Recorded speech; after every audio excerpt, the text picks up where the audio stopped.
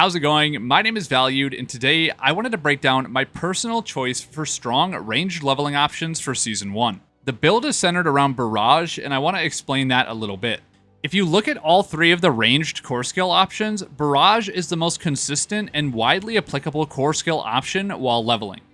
Rapid Fire has a really tight spread and shines much later into the endgame, but while you're leveling, I personally find the tight spread of Rapid Fire to be really annoying while leveling because it makes clearing AoE situations much harder. Penetrating Shot requires a lot of aspects to actually become relevant, but Barrage out of the three requires the least aspects, recently got a tiny buff, and it's a nice middle ground between having boss damage and AoE damage. For skills with this build, we're going to be using the basic skill Puncture for combo point generation, Barrage for our primary core skill damage option, Poison Trap for some crowd control and crit chance from the Trap Mastery passive, Dash and Shadow Step for some movement to navigate through dungeons quickly, and finally, Shadow Imbuement for some extra clearing power inside of dungeons.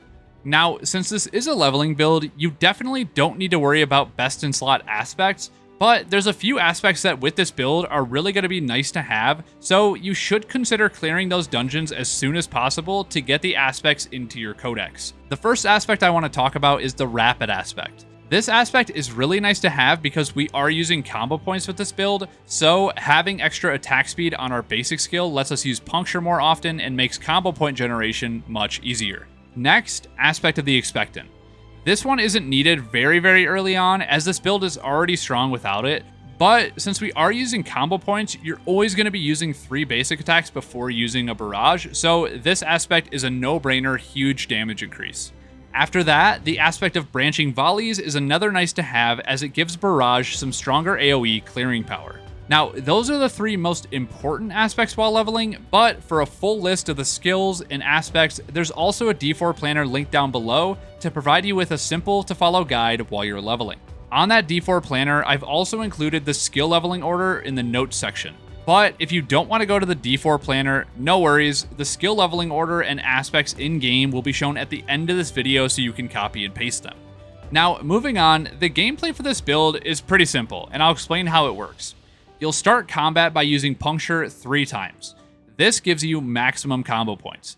Then, if you have a large pack of enemies, you'll activate Shadow Imbuement and then use Barrage.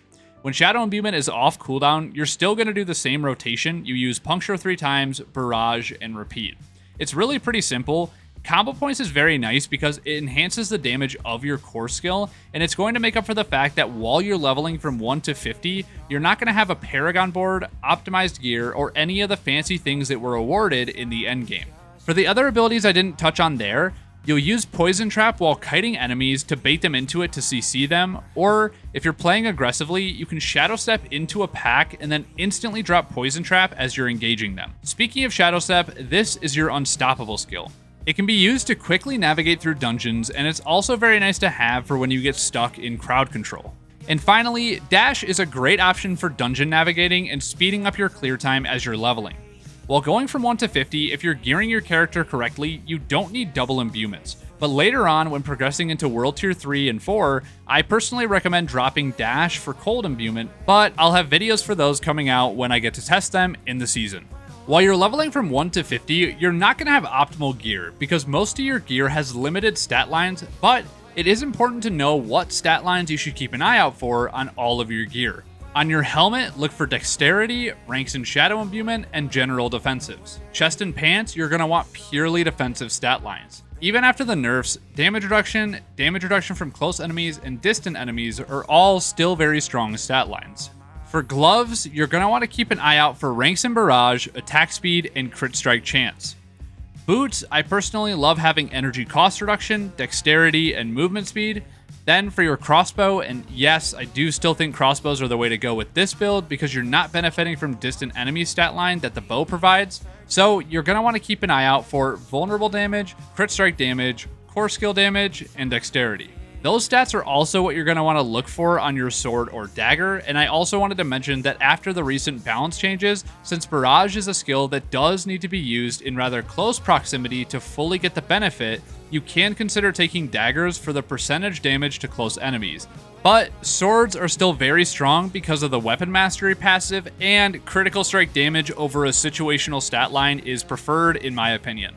Then for rings, you're going to want to look for crit strike chance, crit strike damage, and vulnerable damage, then maximum life. Even though these stat lines were nerfed in percentages, they are still the biggest bang for your buck and most valuable stat lines to look for on your jewelry.